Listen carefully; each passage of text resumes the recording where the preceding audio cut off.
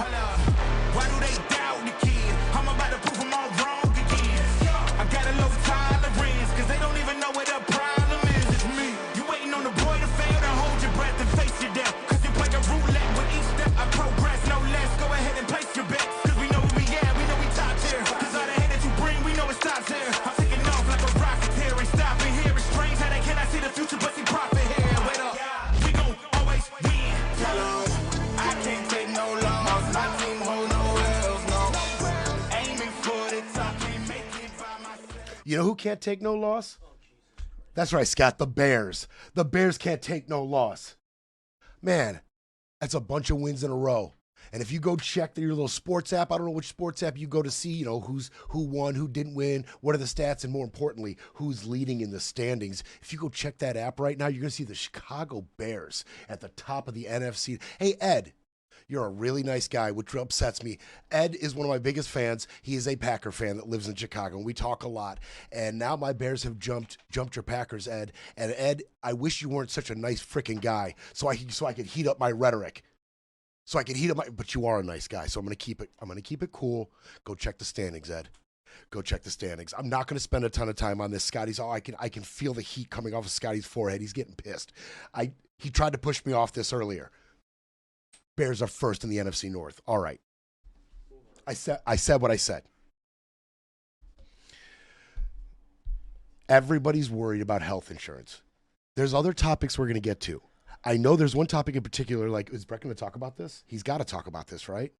And we're a classy organization around here. I'd like to think of ourselves as a class act, Scott. That's how I like to think of ourselves. We're going to get in the muck. I promise you we're going to get in the muck. But I want to start with something that's actually affecting Americans' lives, what's really important, something that should not be pushed out of the headlines because of a ramping up of military forces in Venezuela or insane emails from Jeffrey Epstein. I don't want our health insurance to get pushed out of the limelight, out of the news cycle, out of the talking points. So I'm going to start with that. We're going to open with what's really important to you and me and everybody we love. It's our health insurance. We're not going to spend a ton of time on how we got here. The shutdown is over. We didn't get anything in the resolution on the ACA subsidies. We know that. We know who's responsible, who played a part, who voted how. We know how it went down. We've heard from everybody on it. We know how it went down. Let's move forward. What about our health insurance now? Where does it stand now? Well, the Republicans, they have been on a 15-year quest to get rid of the ACA or Obamacare. Donald Trump does not care about your health care needs. He does care that something that has worked in the favor of millions of Americans for 15 years has Obama's name on it. And Scotty was making a really great point earlier. He's saying it's funny because when Obamacare came out, when the ACA came out, Republicans were trying to attach his name to it as a slight, as a dig, like to attach him to a failure. Now they're on a quest to get his name off of something that has worked so well for so many Americans, something that is looked upon so favorably in a bipartisan nature. Everybody loves their ACA coverage. There are Americans who it didn't work out for. I've been, and I've had conversations with people in my life who have said, Brett, you go hard at the ACA subsidies topic. You go hard. But you got to know that this didn't work out. The ACA doesn't work out for everybody. There's people who weren't able to take advantage of the ACA and their insurance went up. And I've heard examples of it. I know that some people aren't in favor of it. Some people that aren't politically plugged in or not, their opinion on the ACA is not based in their politics. It's based in their real world experience. And I know there are people out there. I know there are detractors. I know, but it has worked out for many, many Americans. And it is wildly popular. It is wildly popular. And now we have to rely on a promise from John Thune and GOP leadership that they will vote on ACA subsidies. And they promised that by mid-December. While we wait for something to happen there, the Republicans and Trump are feverishly trying to cook up something that can replace not just practically replace insurance coverage for Americans, but replace the idea of what your coverage could be, would be under Trump and Trumpism in your heart. A lot of Republicans see the ACA for what it is, which is a boon to the American people. And Trump's mission right now, and some of his closest allies' mission right now, is to find something. It can't just be anything. It's got to be something that is practically and realistically a worthy substitute for what the ACA has brought to Americans' lives. I'm trying to be very judicious with my wording. I'm trying to, be very clear and not excited and not radical and not hyperbolic. We have to talk about this seriously. And a lot of Republicans just know just how close to Republican voters' heart the ACA is.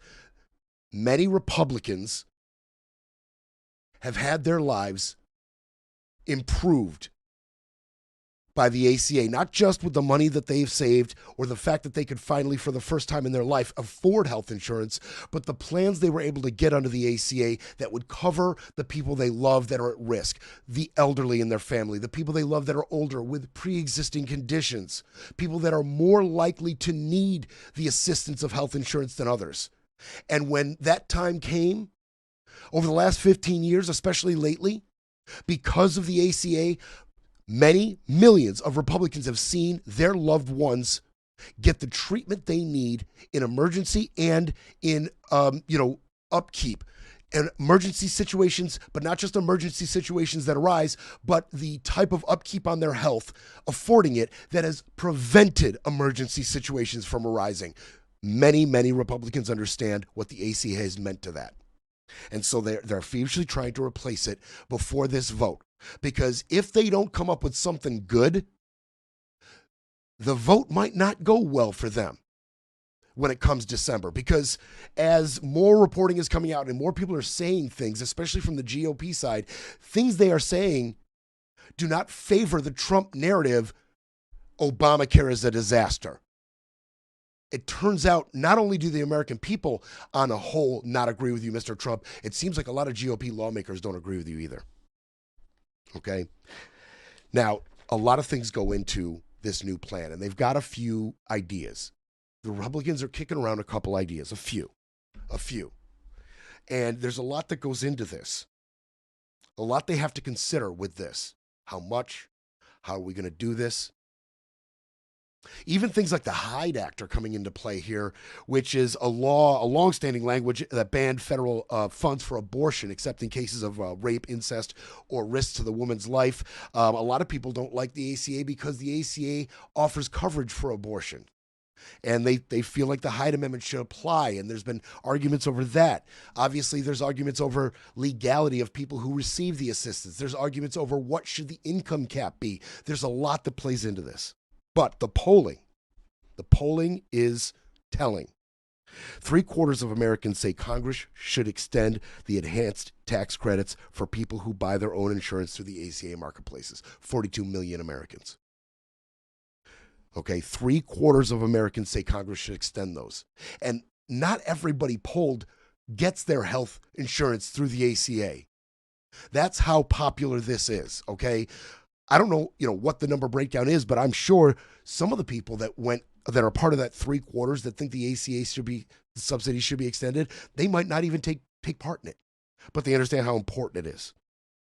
Half of Republicans flat out say extend the subsidies, even in the face of all the politicization over this issue and what their dear leader has been telling them and what their GOP lawmakers and reps and senators have been telling them about how bad the ACA is. Still, half of the Republicans feel it should be extended. Obviously, the number is much larger for Democrats, obviously. And Trump is being warned. He is being warned by those around him. And I'm going to get to some of those warnings. Some of them hold water, hold weight, hold real consequences. Some of what the GOP is saying to Trump about this could be consequential to Trump if he does not listen to them. He's being warned. But let's get to their plans. What are they floating? What are they floating? Now, for Trump, this first plan, I think, appeals to Trump because he will see it as a potential for the same spike in popularity he got with the pandemic relief checks. I think he equates the two in his mind. Remember the 2 checks we got with Trump's signature on them? I was happy to get mine. For sure. Remember those checks? Of course you do. Everybody remembers those checks. And his popularity spiked after those checks. And I think he sees this as a lane to that kind of popularity once again, maybe a little spike, because right now his popularity has dipped to an all-time low throughout his first administration and his second administration. Now he is at an all-time low in popularity and job approval. Let's keep that in mind in the face of all this. I think he sees this as a chance to gain some of that popularity back. The first plan would be to dump, this is Bill Cassidy's plan. He's a Republican out of Louisiana. He said in an interview Wednesday that he is planning to hold a hearing in late November to allow lawmakers and experts to discuss policy ideas and his plan. His plan is to drop a bunch of cash into an FSA, which is a flexible spending account. Drop a bunch of cash into every American's FSA. And then they can take that money and they can go pay for what they need health-wise. Don't go give that money to insurance companies. Go pay for what you need, right? You need glasses, go into your FSA and buy the glasses. You need dental work, go into the FSA and get your dental work. There's a lot of holes with this. And already, as I start to break down these plans, the holes, you're going to poke the holes in them yourself. My audience, you're going to start poking holes in this. I'm going to get to all the holes. We're going to criticize and tear down these ridiculous ideas one by one at the end. And I do want to say this. I'm not going to tear up these plans because they're Trump's plans or because they're the GOP's plans. I'm going to tear them up because they're bad. If Trump and his team had come up with something good that made sense to me, that I felt secure in, felt just as secure as my subsidies, I would say it. I've said when Trump has made correct moves in the past, and I would say it going forward. Not everything's black and white.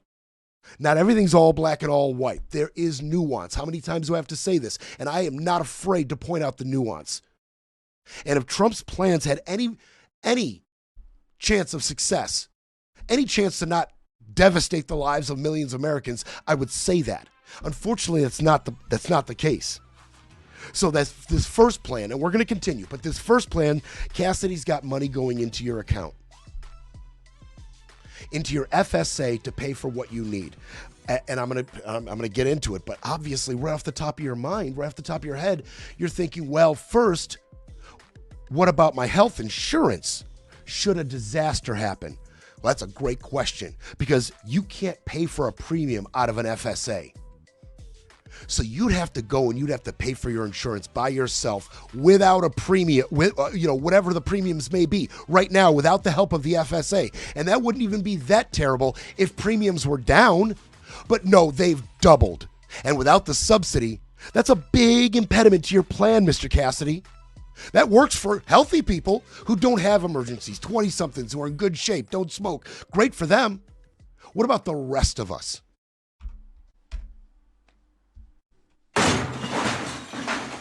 It's time for a quick break, then we break some more. You're listening to Brett Breaks Things.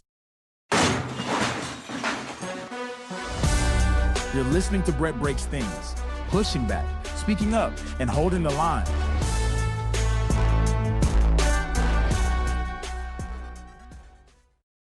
Okay. So that's Cassidy's plan. Put your money in an FSA and go get your glasses, right? Go get your dental work. What happens in an emergency? And I mean a real emergency. You can't pay your premiums with an FSA.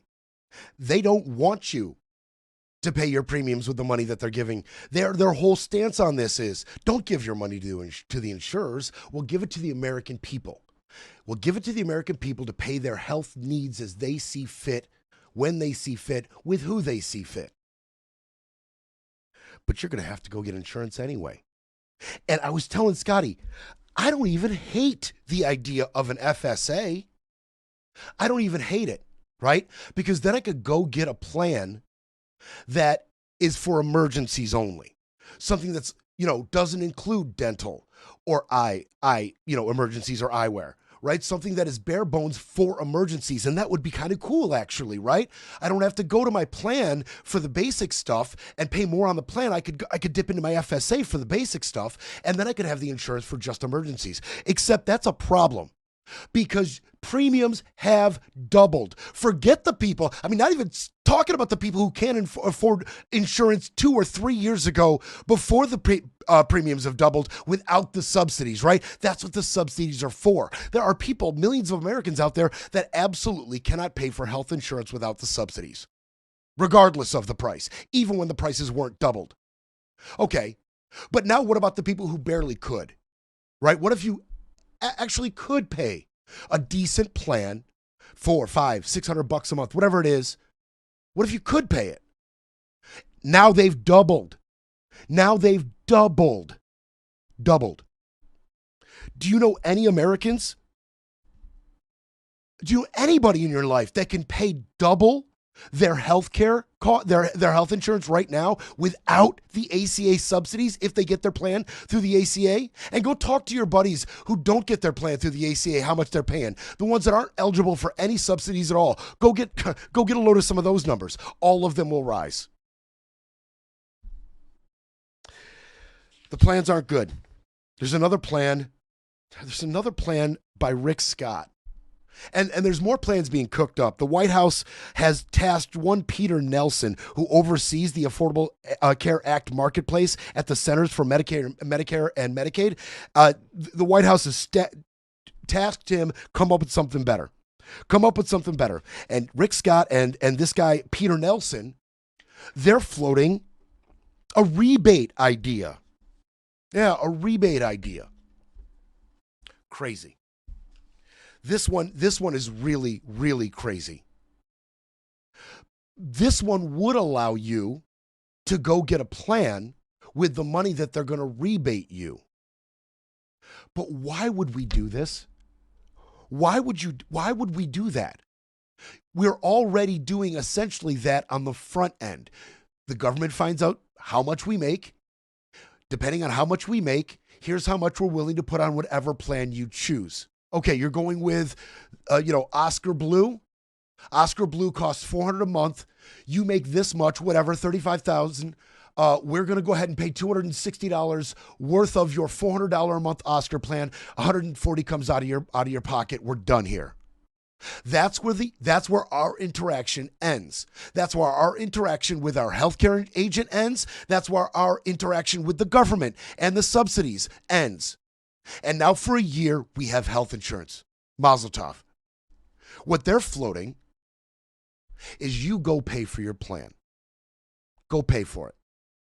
And then down the road, after you've proven who you go through and how much you spent, after you jump through hoops, get in touch with agents again, wait for some correspondence by email or mail, go back and forth. Who knows how much red tape would be involved with getting the proper amount of rebate for the money you already spent on your health insurance? Why would we do it backwards? And by the way, the reason people need subsidies is because they can't afford health insurance. What about the people who can't afford it?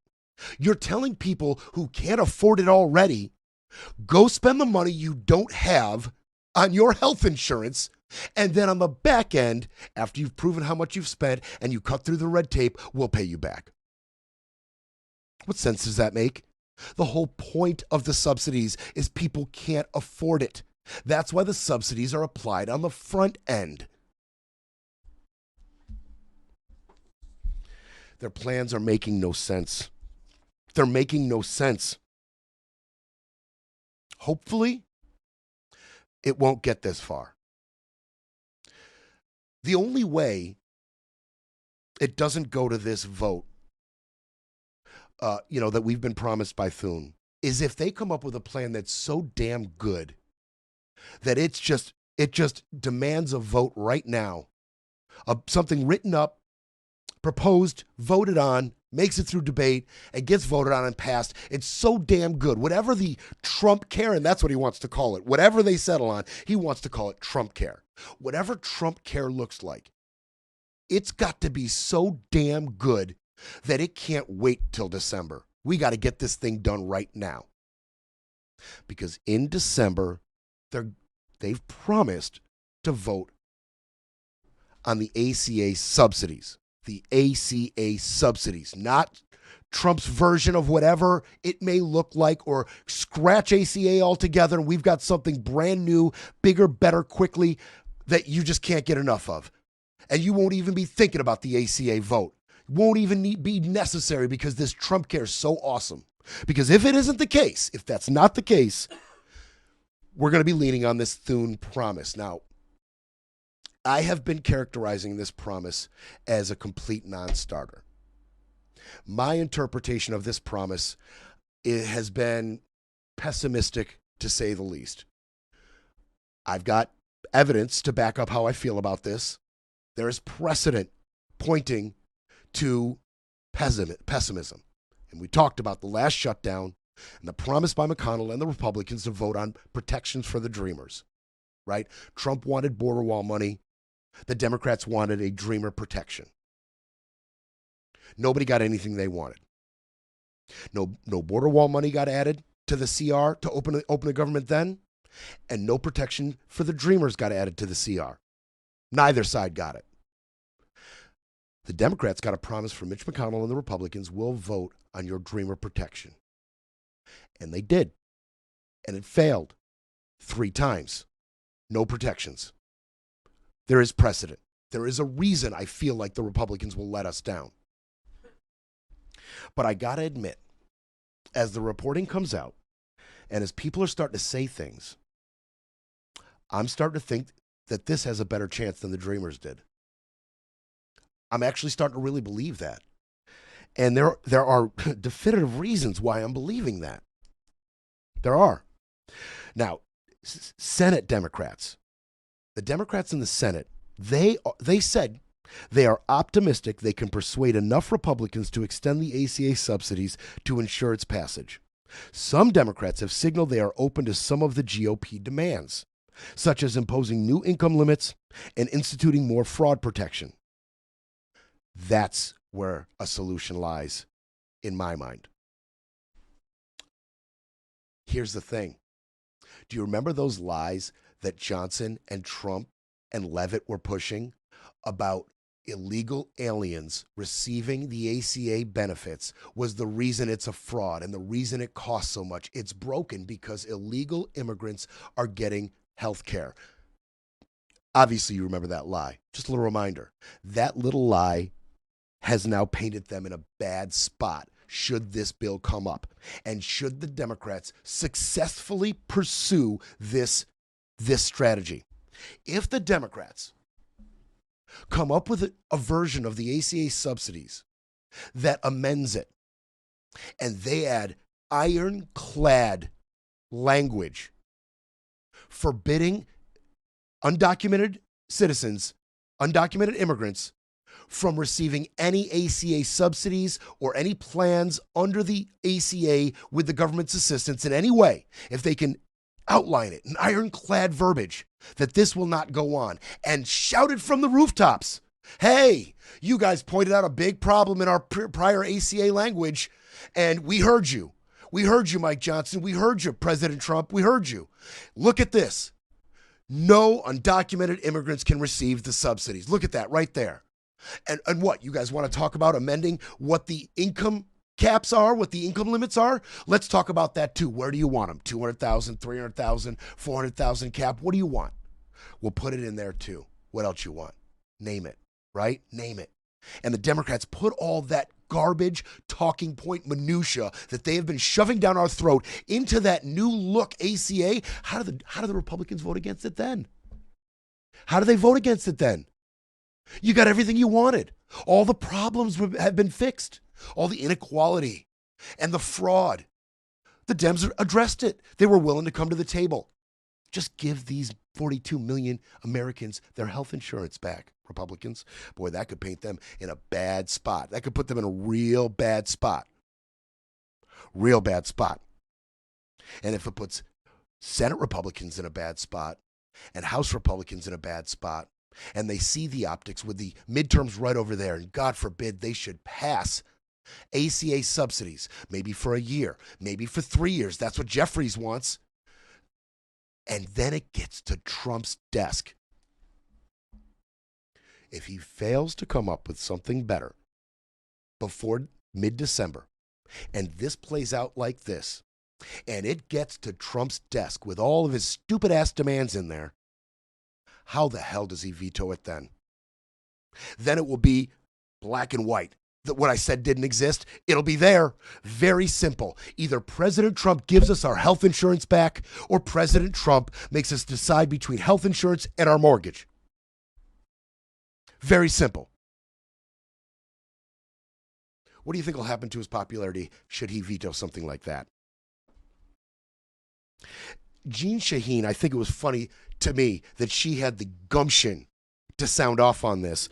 Jeanne Shaheen, who voted for the Republicans in March, Jeanne Shaheen, who voted for the Republicans on this CR, has the gumption to come out and say, it's encouraging to see Republicans finally join the conversation on how to ensure working families can afford their health insurance. I hope more and more of my colleagues across the aisle will join us to act on one of the most immediate and effective ways to address the cost of living crisis. If not, the American people will know who is responsible for their premiums shooting through the roof. Yeah, you better hope this works out, Jeanne, because you, almost more than anybody else, facilitated the spot we're in right now. The peril our health insurance faces right now is because of you. You better hope this works out. You better hope more and more Republicans are willing to come to the conversation.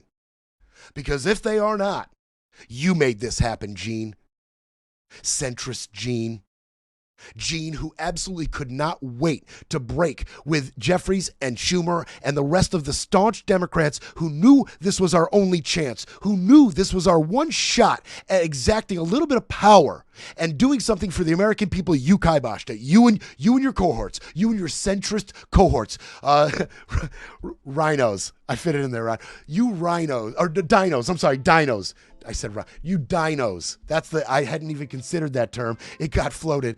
Thank you, Rod. You dinos. You have done this to us, you dinos. And then you have the balls to come out and say, it's good to see the Republicans are coming. You better hope they come to the table, Jeanne. 14 GOP members have signed on to a bill by Rep. Jen Kagan's to extend the subsidies for 1 year. It's in the House. And then Reps Don Bacon and Jeff Hurd, they've partnered with 2 Democrats to craft a potential outliner for extending it for 2 years. Hakeem Jeffries, he has a discharge petition. Go right over Mike Johnson's head. He's going to put forth a discharge petition to bypass Mike Johnson and vote on the ACA subsidies for 3 years. There is a movement. We have reason to be maybe a little bit optimistic on this.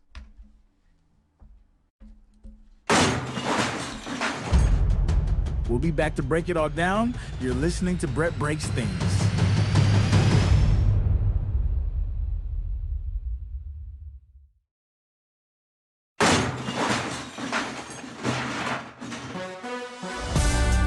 Brett Breaks Things, fighting for America one mic drop at a time.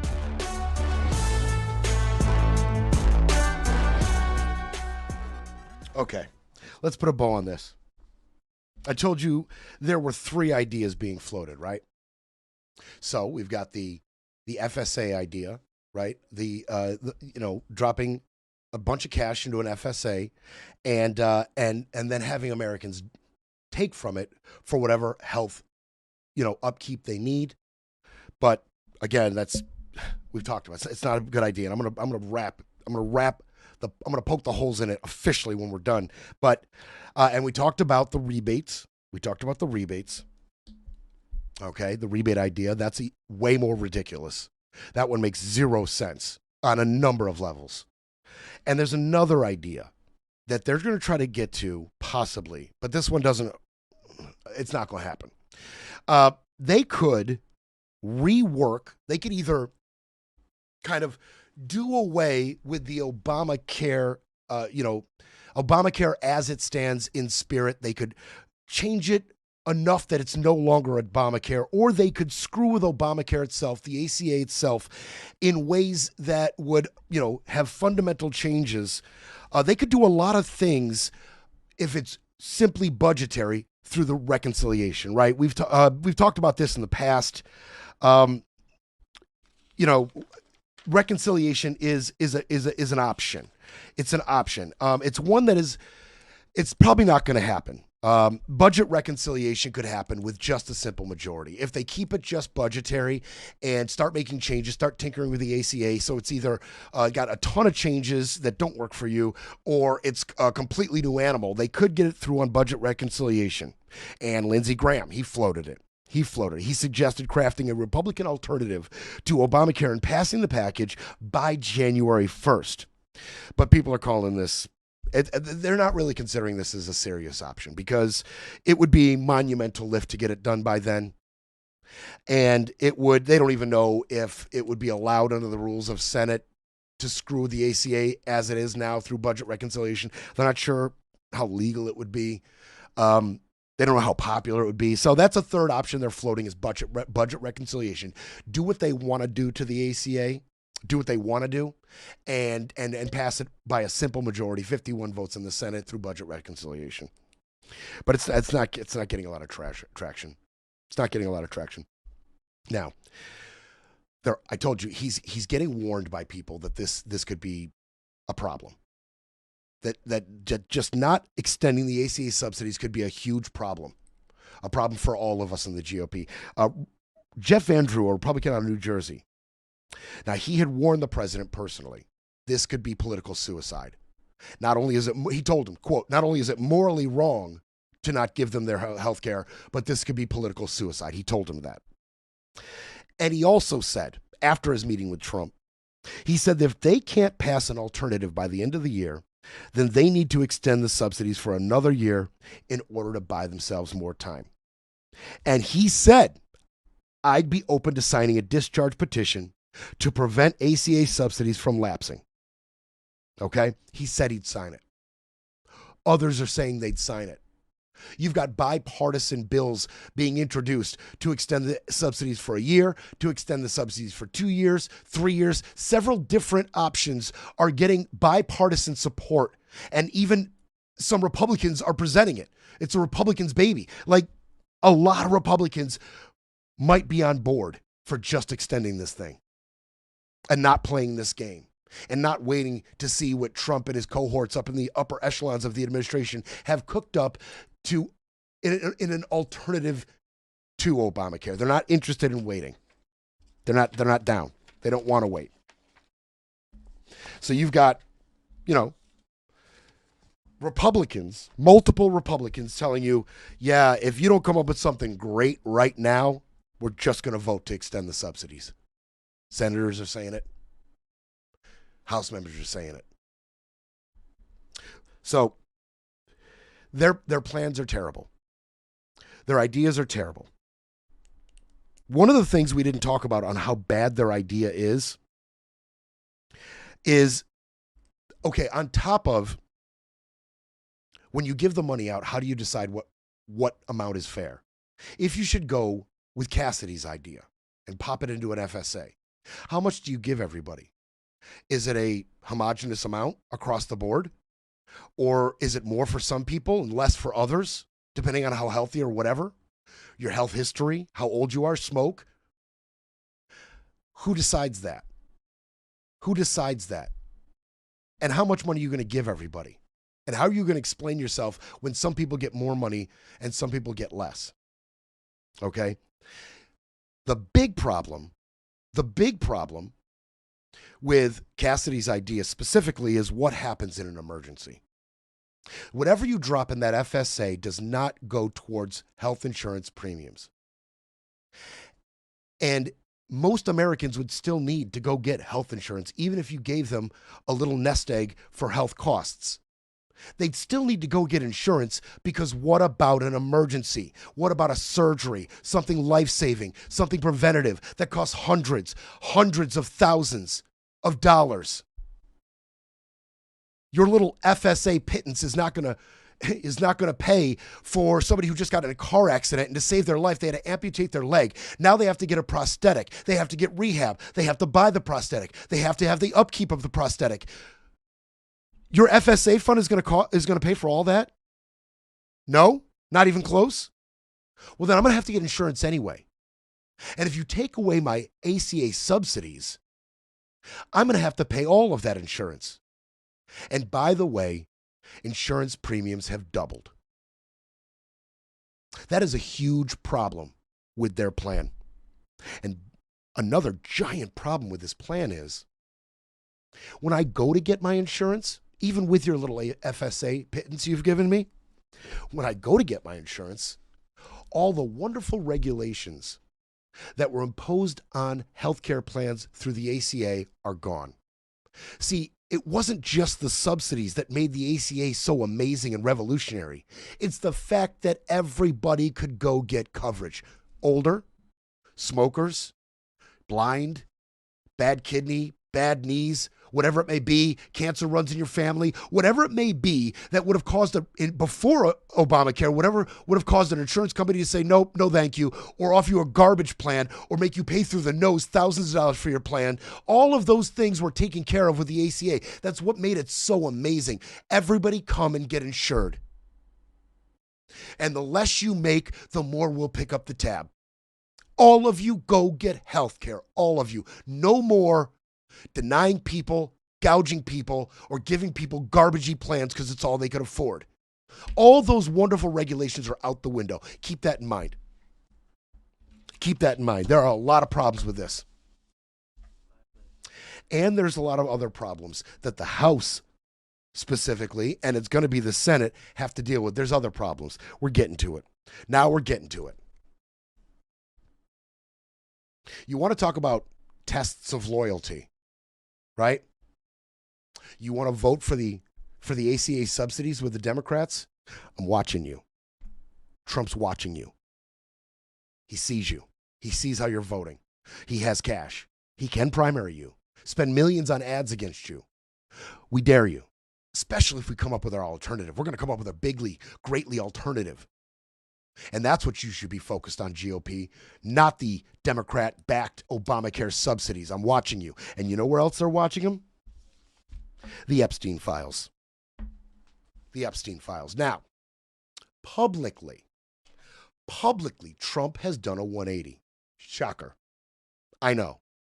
Shocker. You remember that little analogy about getting pushed in the pool I gave you about Mike Johnson? Once Grijalva signed that 218th signature on Massey and Khanna's discharge petition, all of a sudden Johnson comes out and says, well, I have no problem with the vote. That's fine. No problem. After months of holding the House out of session and pushing back and denying every single chance the Democrats tried to put on the table to get those files released, after months of that, all of a sudden Johnson was willing to have a vote on it once the discharge petition was signed. Well, here comes that analogy again. Here it comes again. Trump is standing next to that pool. And here they come. Here comes Massey and Khanna and Marjorie Taylor Greene, and they're going to push Trump in that pool. Everybody wants the files released. And Trump says, nope, you can't push me in. I'm just going to jump in. And here's the jump in. House, quote, Trump, House Republicans should vote to release the Epstein files because we have nothing to hide. It's time to move on from this Democrat hoax. There it is. What has he been saying nonstop in the face of all this? What has he been saying? There's nothing there. This is a hoax. This is a distraction. They've done their job. My AG already came out and told you there's nothing more to investigate. My AG already came out and told you my name wasn't mentioned. So what are you doing? Johnson, this isn't necessary. The Oversight Committee's doing their job. Why would you do this? We have an investigation going on. Months of pushing against this.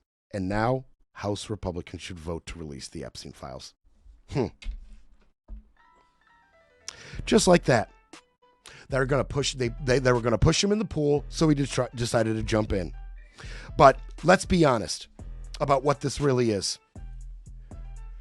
Trump was about to not look very bigly, to not look very strongly, because he has been saying for months that Republicans shouldn't even consider any vote on releasing all the Epstein files.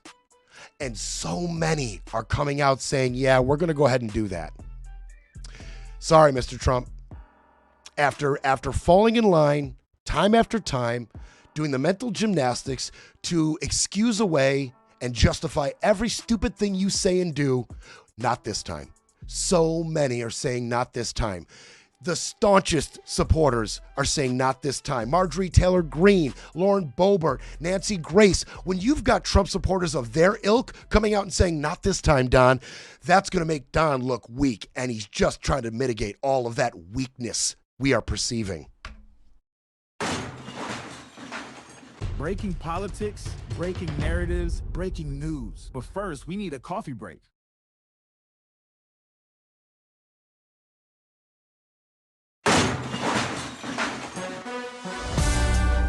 You're back with Breck Breaks Things, where the truth hits harder than the headlines.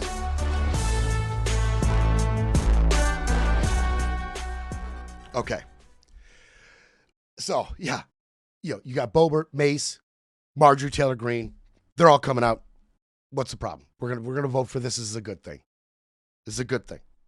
Now, Trump, don't forget, Trump tried to turn Mace and Boebert. And Boebert met with Kash Patel and Bondi about her vote, which is crazy. So I'm guessing that meeting with DOJ and FBI heads with Boebert, I'm guessing that meeting was for those two individuals to try to convince Boebert that this isn't necessary, right? We're going to release some stuff. This isn't necessary. Let our team do its job. Let the oversight committee do its job. This is our decision, not yours. I'm guessing that's how that meeting went, but it was unsuccessful. Boebert did not pull her name off that petition, and she signals she will vote for it. Should have hit the House floor. She's going to vote for it. Mace also did not signal that she's going to flip. Don't forget, he tried to flip them. He didn't even try to flip Marjorie Taylor Greene. Instead, he attacked her. Yeah, instead of flipping her, he attacked her. He politically disowned her. He called her a traitor and a Republican in name only, while encouraging a Republican to challenge her in the 2026 GOP primary. Butthurt, Mr. Trump? You little butthurt there, bud? You getting your feelings a little bit there, Don? She responded. She said, he's coming after me hard to make an example to scare all other Republicans. She continued to question why Trump and other Republicans were resisting calls to release the files. Quote, that is the question everyone is asking. Why are you fighting this so hard? That's right, Marjorie. Remember when I told you that even a wacko like that, every now and then their moral compasses will align, like stars aligning with ours, and they'll say things that make sense even to us. This is that eclipse. This is that once a year thing. This is that super rare occurrence. She's on board with us. Why fight so hard, Don? If this isn't a problem and it's only Democrats, why fight so hard?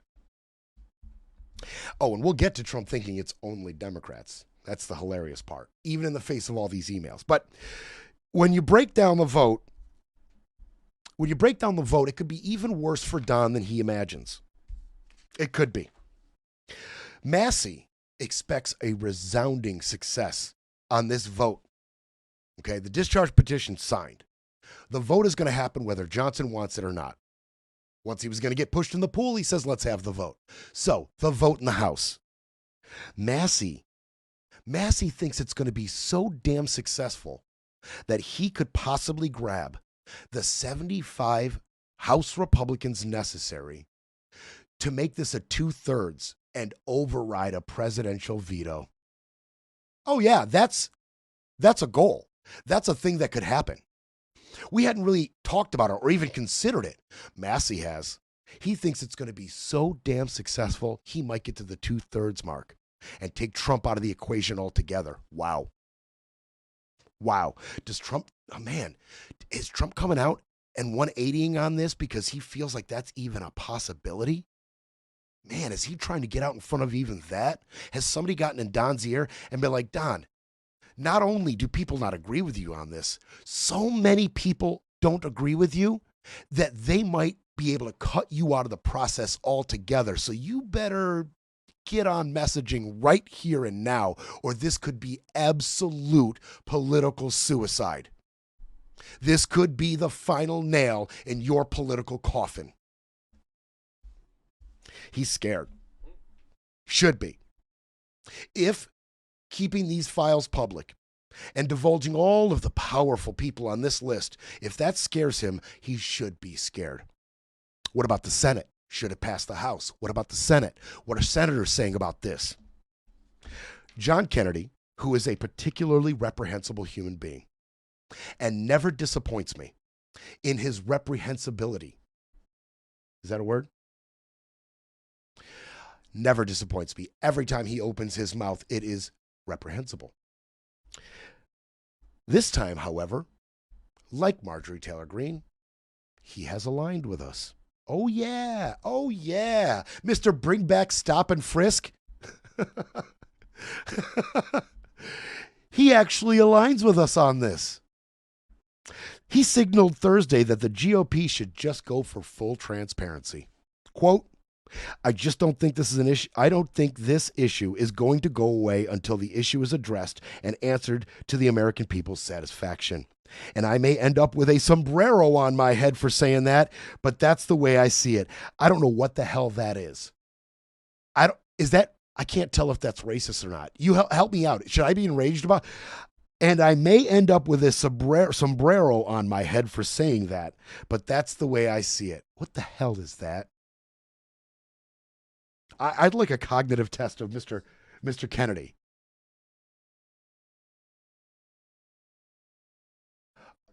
Oh, that's actually clever.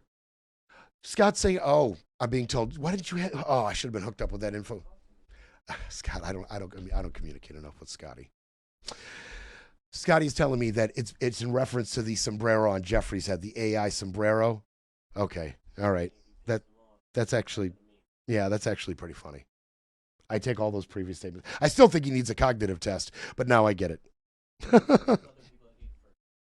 More people. Yeah, no shit. No crap. I didn't finish the tea. No crap. Yeah. Let's start with, once we get through Trump, let's go to Grassley. McConnell, Mr. Freeze Frame. Okay. All right. All right. Just real quick, the polls, and then we're going to move on to what you want to hear about. 77% of Americans want all the files released, as long as the victims' names are redacted. 77% want all the files released. 89% of people said the government should release all information it can. Anything not classified, the government should release. Not just the Epstein files. 89% of Americans feel the government should release everything. I'm one of those. And an overwhelming majority, the exact number is a little unclear, different polling, an overwhelming majority of Americans think damaging information about powerful people is contained in those files, and that the government is not being transparent enough. That does not bode well for Republicans and Donald Trump, because you've been doing everything you can to stop this from happening. And everybody wants it to happen. And now it's an individual loyalty test on every single Republican in Congress. What are you going to do? Because whatever you vote on this, like the ACA subsidies in mid-December, it will be a clear-cut break from your loyalty to the dear leader should you go with the Democrats on this. It's tough times for GOP in Congress right now. It is tough times for them right now. They have some tough decisions to make. 20,000 emails were released.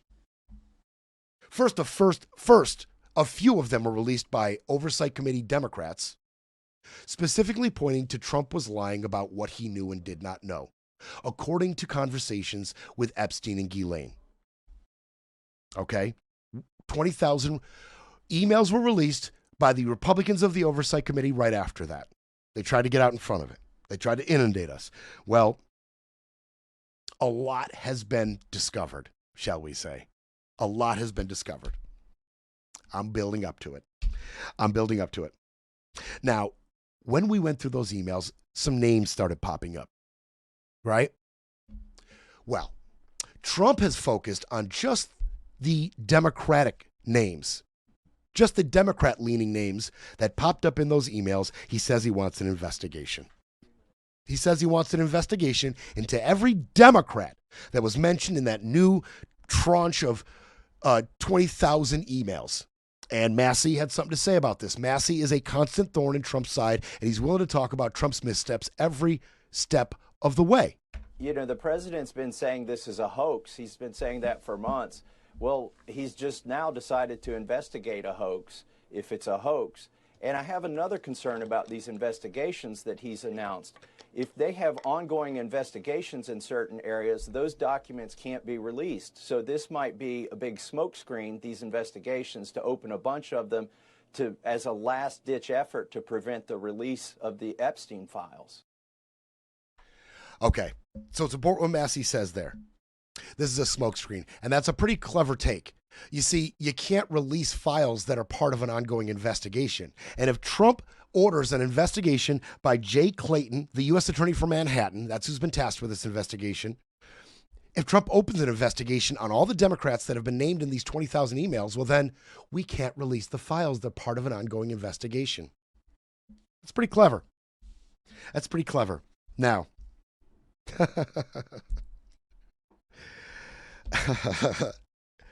do we know who has the photo of Don blowing Bubba? Look, I'm not going to dive deep. Just know that Mark Epstein, who said that, and by the way, he also said you and your boy Donnie can make a remake of the movie Get Hard. All right. The public has done a lot of the digging on this for me, right? You know what happened. Mark Epstein's talking about we've got photos of Donnie Boy blowing Bill Clinton, Bubba. I want you to understand what Mark Epstein is saying about this. I want to be fair. Mark Epstein has come out and said any attempt to conflate that reference with Bill Clinton or to read sweeping implications into them misrepresents both the purpose and the tone of the original correspondence. I want to be absolutely clear on this point so that the public record is not distorted and so that speculation does not unfairly implicate people who are not actually being referenced in those communications. They were simply part of a humorous private exchange between two brothers who were never meant for public release or to be interpreted as serious remarks. Bullcrap. Nobody believes you. Nice try, Mark Epstein. I'm sure there's plenty of motivation you have to come out in front of this and say, no, I'm not talking about Don blowing Bill Clinton. But we think that's what you were talking about. Everybody thinks that's what you were talking about. One, the fact that this is even plausible in any way, shape, or form is mind-blowing. The fact that there could even be a shred of possibility that this is true is absolutely mind-blowing and embarrassing on a global scale. We are a laughingstock. Our president may have blown a former president. That is embarrassing. Two, Don hasn't come out and said that's not true. This is problematic. This is a damned if you do, damned if you don't for Don. Because if you do come out and say this isn't true, we don't believe you, Don. You've lied to us 30,000 times during your first administration, and I don't know what the tally's up to yet, but you're the ultimate boy who cried wolf. Even your supporters won't believe a word you say. They may be forming a narrative and doing the gymnastics currently to come to your defense, but they don't believe you either. But what I really love about this is that we have been under the impression that the FBI and DOJ are scrubbing Trump from all of this evidence. This implies that they're not very good at it. There might be just too much damn evidence involving Trump that you can't scrub everything. What else hasn't been scrubbed? That should have been scrubbed. Pam, what are you doing? They'll try to repair the narrative, but Brett Breaks Things will be back tomorrow to break it all down.